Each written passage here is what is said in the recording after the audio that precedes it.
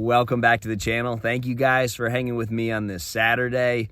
So yesterday I did a video basically talking about how important numbers baits are in these colder months. When that water drops below 52 degrees, it's important to be throwing baits that get a lot of bites, because relative to all the other baits, those baits will still not get a whole lot of bites.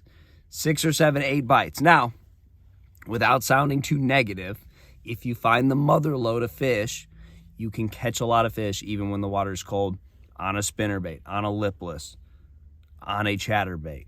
Baits that don't typically catch a lot of fish in all conditions. You need a special day to catch fish on those baits when the water's super cold. Now, with saying that, if you're around a ton of fish, you can lock those in your hand, or if you are a phenomenal fisherman, that's not saying you can't just pick up a jig and a spinnerbait and go out there and catch fish on it. But it takes a lot of talent, it takes a lot of skill, and you really got to know what you're doing, because this time of year, you can be put in a house of mirrors. If you are a couple days prior to a big cold front, you're going to catch big fish and a lot of fish in places where you won't be able to catch anything, and on baits that you won't be able to catch anything on the back side of the front.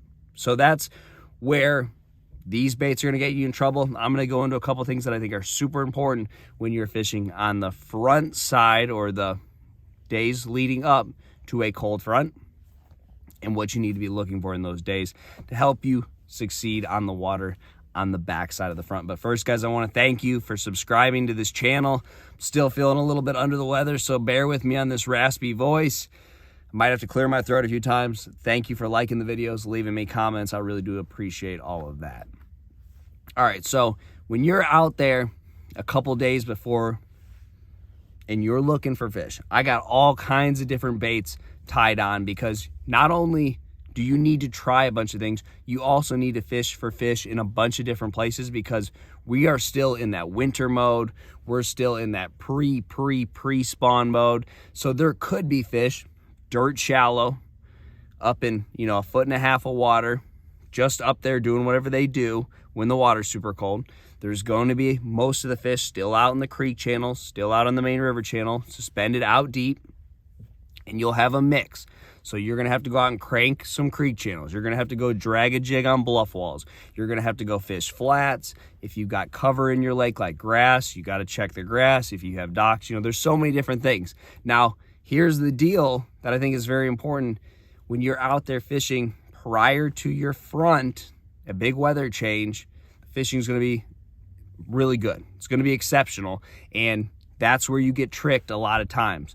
So if you're out there catching them on a lipless, catching them on all these fun baits, chatterbait, spinnerbait, that's going to change. You might not be able to catch anything a couple days later on those baits. So I think it's very important to go look for wood.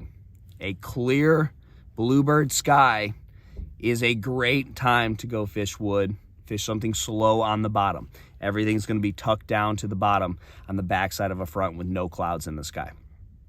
So anytime you're fishing moving baits, you have to realize that you're setting a trap for yourself. Don't get too sucked into that. It's more important to not just fish all the time. You might want to go out and look for some wood, look for that riprap, figure out how you're going to fish that in a couple days. That's where I think a jig is a really big player, because they will still bite a jig on those cloudy days, and then they will also still bite something in that same strike zone on the sunny days. Not saying they'll bite a jig still, but they'll bite something slow moving on the bottom. At least you'll have an idea of where those fish are at in your general areas that you're in. But again, if you find the mother lode, you'll probably be fine without making a big adjustment to the fish, but that rarely happens. So be careful this time of year. That's the biggest thing in the month of January when the water is super cold. Have a bunch of ideas and be an open-minded fisherman when you're fishing wherever you're at. And when you start catching a bunch of fish, just know that that's not exactly going to be how it is in a few days on the backside of the front. Thanks for watching, guys, and I'll see you on the water.